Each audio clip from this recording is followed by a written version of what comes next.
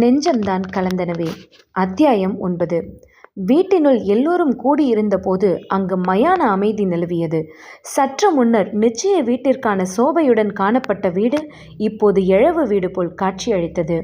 அனைவரது முகத்திலும் ஒருவித இறுக்கம் காணப்பட்டது. சிவகுருவோ அலட்சியமாக அமர்ந்திருந்தான். சக்தி பிரியாவோ அவனை பயத்துடன் பார்த்தபடி நின்றிருந்தாள். கணவனது கோபத்தின் அளவைக் கண்டு அவளது தளிர்மேனி நடுநடுங்கிக் கொண்டிருந்தது. அன்று முதல் முறையாக அவனை பார்த்தபோது கூட அவன் அவளிடம் கடுமையாக நடந்து கொண்டான் தான், இல்லை என்பதற்கில்லை. ஆனால் அவனது இந்த வன்மம், குரோதம் எல்லாம் அவள் சற்றும் எதிர்பாராத ஒன்று. அவள் எப்போதும் பட்டாம்பூச்சி போல் சந்தோஷமாய் சிறகடித்து பறப்பவள். அவளது மனதில் எந்தவித கல்மிஷமும் கிடையாது. ஆனால் அவளது கழுத்தில் தாலி கட்டிய கணவனோ அவனது குணத்திற்கு நேர் எதிர்ப்பதமாக அல்லவா இருக்கிறான். சிவகுரு மனைவியின் மனநிலையை கூட கவனிக்கவில்லை. மாறாக அவனது மனதில் பழி வெறி மட்டுமே ஓடிக்கொண்டிருந்தது. சாருலதாவை கொன்று புதைத்து விடும் வேகம் அவனுள். சிவா, நாங்கள் உனக்கு என்ன கெடுதல் பண்ணோம்? ஏன் இப்படி என் மகளோட வாழ்க்கையில் மண்ணள்ளி போட்ட? குணசேகரன் மனத்தாங்களுடன் கேட்டார். நான் மண்ணள்ளி போட்டனா? நல்ல கதையாக இருக்கே. நீங்கள் தான் உங்கள் பொண்ணோட வாழ்க்கையில் மண்ணள்ளி போட்டிருக்கீங்க. நானா? ஆமாம், நீங்களே தான்.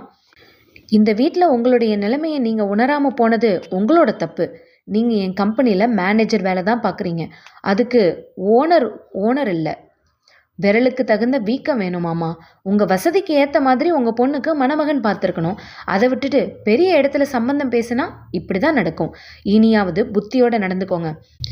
இல்லைல்ல, நான் இப்படித்தான் நடந்துக்குவேன் அப்படின்னா இப்பயே இந்த வீட்டை விட்டு போயிடுங்க. குணசேகரன் மிகவும் நல்ல மனிதர்.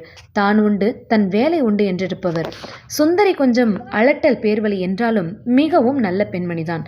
இருவருக்குமே சிவகுரு பேசியது கண்டு திகைப்பாய் இருந்தது. சிவா, அதட்டலாய் ஒலித்தது தாத்தாவின் குரல். முதல்ல மாமா கிட்ட மன்னிப்பு கேளு சிவா. சாருவுக்கு சீர் செய்கிறதுனால நம்ம ஒன்றும் குறைஞ்சு போயிட மாட்டோம். அவளுக்கான சீரை நம்ம எதுக்காக செய்யணும் தாத்தா? நம்ம இல்லாத அகிலத்தையே ஆட்டி படிக்கிற ஆற்றல் அவர்களுக்கு நிறையவே இருக்கு என்றவன் நேருக்கு நேராய் சாருலதாவை பார்த்தான். அவள் மனதிற்குள் கோபத்தில் கொந்தளித்து கொண்டிருந்தாலும் வெளியில் அதை காட்டிக்கொள்ளாது இறுக்கமாய் நின்றிருந்தாள். சிவகுரு சாருலதா முன் நின்றவன், உன் அழகு, உன் திறமை, உன் படிப்பு எல்லாமே என் பணத்துக்கு முன்னாடி மதிப்பிழந்து போயிடுச்சு பார்த்தில்ல. உனக்கு பார்த்துருக்கிற மணமகனுக்கு உயிரும் உணர்வும் உள்ள நீ வேண்டாமா, நீ கொண்டு வர உயிரற்ற சீர்கள் தான் வேணுமா? கேட்கவே ரொம்ப பரிதாபமாக இருக்கு. உனக்கு இந்த நிலைமை வந்திருக்க வேண்டாம் என்று போலியாக பரிதாபப்பட்டவன் அவனது வார்த்தைகளில் சாருலதாவின் முகம் அவமானத்தில் கன்றி போய்விட்டது. இப்போ புரியுதா? என்கிட்ட வம்பு வச்சுக்க நினைச்சா போதும், நான் எந்த அளவுக்கு வேணும்னாலும் இறங்கிடுவேன். என்னை பகச்சிக்க நினைக்காத. இருக்கிற இடம் தெரியாத அழிச்சிருவேன். என் பேரில் மட்டும் சிவன் இல்லை, என் குணத்துலேயும் சிவன் இருக்காரு. அழிச்சிருவேன், அழிச்சு என்று ஒற்றை விரல் நீட்டி எச்சரித்தவன் பின்பு மாமாபுரம் திரும்பி, இத்தனைக்கும் காரணம் உங்கள் அருமை மக தான். உங்களுக்கு எனக்கு எந்த பகையும் இல்லை மாமா. ஆனால் உங்கள் மக என்னை எதிரியாக நினைக்கிறா. அப்போ நான் எதிரியாக தானே நடந்துக்கணும். அதைத்தான் இப்போ நான் செஞ்சுருக்கேன் என்று மொழிந்துவிட்டு விறுவிறுவென சென்று விட்டான். அவன் காரை கிளப்பி கொண்டு செல்லும் சத்தத்தில் தான் அனைவருக்கும் உணர்வு வந்தது. குணசேகரன், சுந்தரி இருவரும் தங்கள் மகளிடம் கேள்வி மேல் கேள்வி கேட்டு பார்த்து விட்டனர். ஆனால் சாருலதாவோ எதையும் கூறாது இறுகி போய் அமர்ந்திருந்தாள். அவளது மனதில் வன்மம் தான் அதிகரித்து கொண்டு போனதை தவிர அவள் அடங்குவதாயில்லை. சிவகுருவிடம் அவள் தோற்று போகக்கூடாது. அதுவே அவளது தாரக மந்திரமாக இருந்தது. சக்தி பிரியா திக்பிரமை பிடித்தாற்போல் தோட்டத்தில் இருந்த கல்மேடையில் அமர்ந்திருந்தாள். சங்கீதா அவள் அருகில் வந்து அமர்ந்து அவளது தோளை தொட்டாள். என்ன சக்தி, இங்கே வந்து உட்கார்ந்துட்டு இருக்க? சங்கி என்றவள் அக்காவின் தோளில் சாய்ந்து அழ ஆரம்பித்து விட்டாள். இப்போ நீ எதுக்கு அலற? சங்கீதா புரியாத அவளை பார்த்தாள். எனக்கு பயமா இருக்கு சங்கி. மாமாவை நினைச்சா ரொம்ப பயமா இருக்கு. சாரு அக்கா மேலே என்ன தப்பு இருந்தாலும் அவங்க நிச்சயத்தை நிறுத்தினது தப்பு இல்லையா? அது மகா பாவம் இல்லையா? ஒரு பொண்ணோட பாவம் பொல்லாதது சங்கி. அது நம்ம தலைமுறையே அழிச்சிரும். எனக்கு என்னுடைய வாழ்க்கையை நினச்சா ரொம்ப பயமாக இருக்குது. கணவனது ருத்ர தாண்டவம் கண்டு அந்த சின்ன பெண் மிகவும் அரண்டு போனாள். உனக்கு ஒன்று தெரியுமா? பெரிய மாமா என்ன கூட தான் சத்தம் போட்டிருக்காரு. மாமா ஒருத்தரையும் மிச்ச வைக்கிறது இல்லையா? உன்னையும் திட்டியிருக்காரா? ஏன் சங்கி? நான் கொஞ்சம் ஊதாரித்தனமாக இருந்தேன், அதனால் கோபப்பட்டு திட்டியிருக்காரு. அப்போ நானும் பதிலுக்கு அவரை திட்டியிருக்கேன். ஆனால் இப்போது அவர் என்னை ஏதாவது பேசுகிறாரா? ம் என்று மறுப்பாய் தலையசைத்தாள் சக்தி பிரியா. இப்போ நான் என்னை மாற்றிக்கிட்டேன், அதனால் கூட இருக்கலாம். இதிலிருந்து என்ன தெரியுது? அவர் தப்பு செஞ்சவங்கள தான் சத்தம் போடுறாரு. சாரில் தான் ஏதோ தப்பு பண்ணியிருக்காங்க, அதான் இப்படி சத்தம் போடுறாரு. அதுக்குன்னு இப்படியா? ஒரு பொண்ணோட வாழ்க்கையை கெடுக்கிறது ரொம்ப பெரிய பாவம். நீ பாவப்படுற அளவுக்கு சாருலதா ஒன்றும் நல்லவ கிடையாது. அவள் ஏற்கனவே என்கிட்ட வந்து பெரிய மாமாவை பற்றி தப்பாக பேசியிருக்கா. அவங்க எப்படி வேணா இருந்துட்டு போகட்டும் சங்கி, நாம அவங்க அளவுக்கு கீழே இறங்கி போக வேண்டாமே. சக்தி பிரியாவின் பிள்ளை மனம் பரிதவித்தது. சக்தி, நீ இப்போ பெரிய மாமா கிட்ட இதை பற்றி எதுவும் பேசி உங்களுக்குள்ள பிரச்சனையை இழுத்து விட்டுக்காத. மாமா எல்லாத்தையும் பார்த்துப்பாரு, நீ தைரியமா இரு என்ற சங்கீதா எழுந்து உள்ளே சென்று விட்டாள். சக்தி பிரியாவும் எழுந்து உள்ளே சென்றவள் நேரே தனது அறைக்குள் செல்ல முயல அவளை வழியிலேயே பிடித்து கொண்டாள் சாருலதா. அவளது முகத்தில் எள்ளும் கொள்ளும் வெடித்தது. அவளது கண்கள் அடக்கப்பட்ட கோபத்தில் சிவந்து காணப்பட்டது. அவளை பார்த்த சக்தி பிரியா பயத்தில் பின்னார் நகர்ந்தாள். சிவாதான் உன்னை கல்யாணம் பண்ணிக்கிட்டால, அப்புறம் எதுக்கு ஏன் வாழ்க்கையோட விளையாடுறான்? இன்னும் அவனுக்கு என்ன வேணுமா? நானா? அப்போ பேருக்கு தான் உன்னை கல்யாணம் பண்ணிக்கிட்டானா? அவன் இன்னமும் என்னதான் மனசில் நினைச்சிட்டு இருக்கானா? சி, எவ்வளோ கீழ்த்தரமான எண்ணம் அவனுக்கு. அவன்கிட்ட போய் சொல்லு, அவனோட எண்ணம் எப்போவுமே நடக்காதுன்னு. இந்த சாரு கண்ணகி மாதிரி. அவன் என்னை தொட்டானா முதல்ல அவனை தான் நான் எரிப்பேன்னு அவன்கிட்ட போய் சொல்லு. ஆக்ரோஷமாய் வெடிப்பிடித்தாற் போல் கத்தியவளை கண்டு சக்தி பிரியா பயத்தில் அறைக்குள் ஓடி வந்து விட்டாள். சக்தி பிரியாவின் அச்சத்தை கண்ட சாருலதாவின் இதழ்கள் இகழ்ச்சியாய் வளைந்தது. இனி நீ எப்படி சந்தோஷமா வாழ்ற நானும் பார்க்கறேன் சிவா.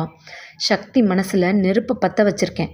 இனி அது திகு திகுன்னு பற்றி எரிய வேண்டியது தான் மிச்சம். ஏங்கிட்டே அவன் வேலையை காட்டுற? அவள் கோபத்தில் பற்களை கடித்தாள்.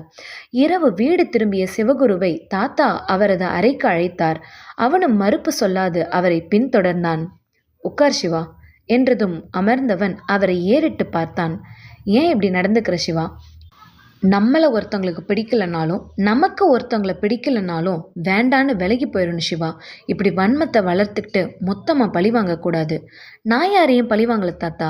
அவங்க செய்கிற செயலுக்கு எதிர்வினை கொடுக்குறேன், அவ்வளோதான். சாரு அப்படி என்ன பண்ணா? முதல்ல சங்கீதா மனசில் நஞ்சை விதைச்சு குடும்பத்தில் பிரச்சனையை உண்டு பண்ணான். அந்த பிரச்சனையே இப்போ தான் தீர்ந்துருக்கு. இப்போ அடுத்த பிரச்சனையை ஆரம்பிச்சிட்ருக்கா. சக்தி கிட்ட போய் நான் அவளை காதலிச்சதாகவும் ஈகோ காரணமாக அவளை கல்யாணம் பண்ணிக்கலன்னு சொல்லியிருக்கா.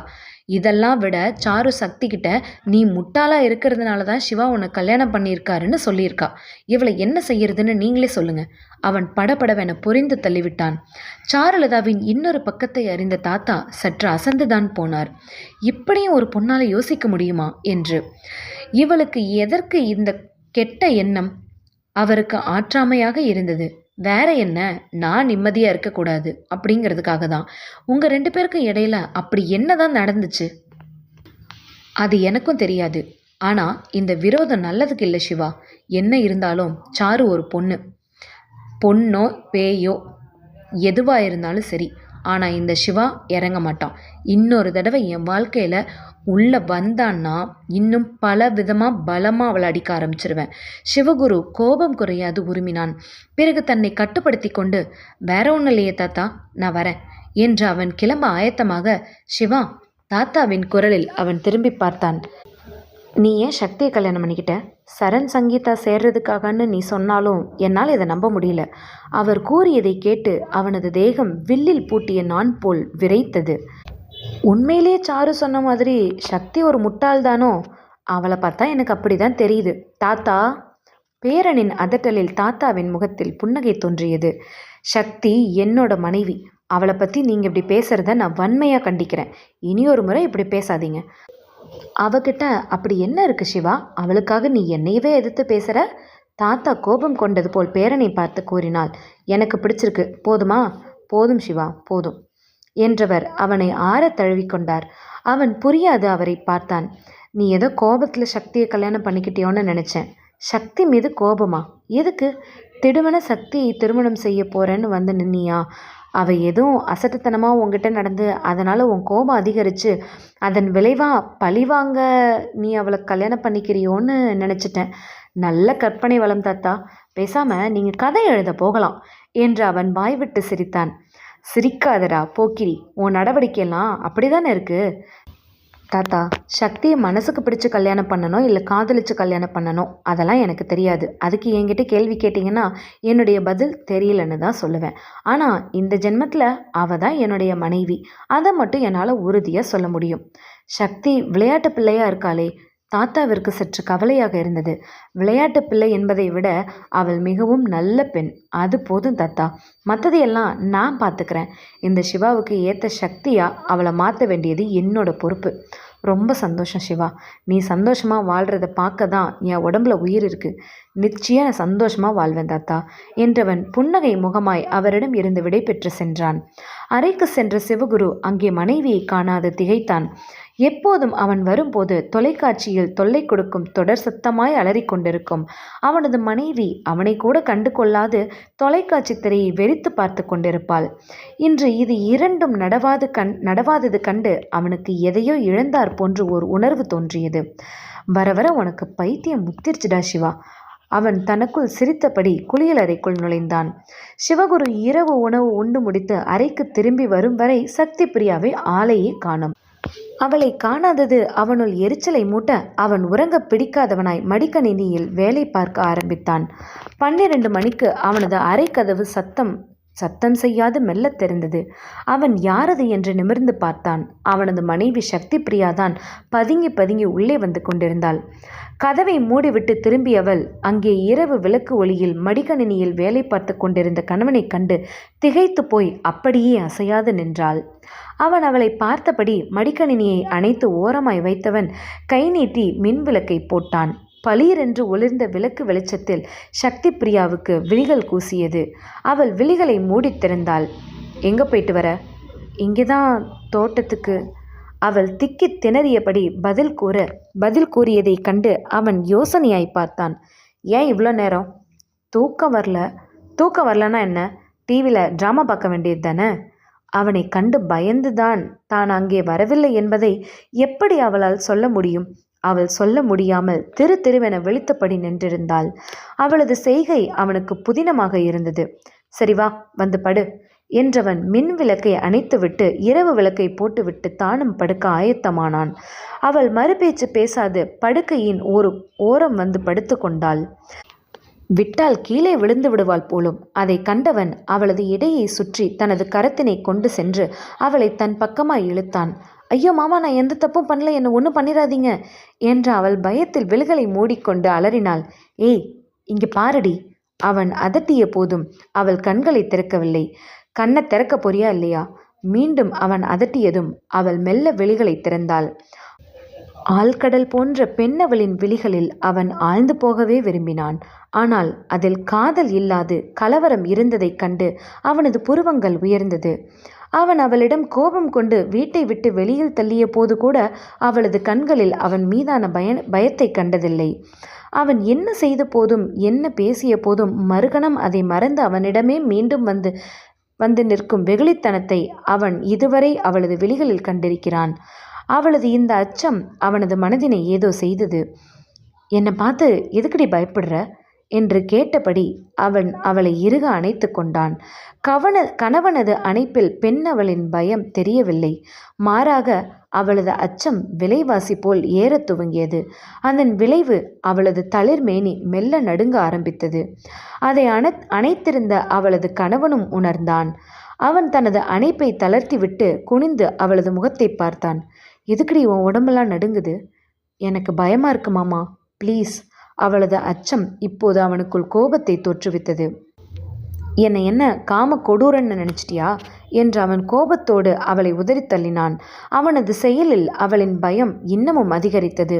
அவனை பார்த்தபடி பின்னால் நகர்ந்தவள் தன்னுடைய இடத்திற்கு வந்ததும் அங்கிருந்து போர்வையை எடுத்து இழுத்து போர்த்தி கொண்டு தன்னை குறுக்கியபடி படுத்து கொண்டாள். அவளது செயலில் அவன்தான் மிகவும் காயப்பட்டு போனான். இந்த கதை மீண்டும் அடுத்த அத்தியாயத்தில் தொடரும்.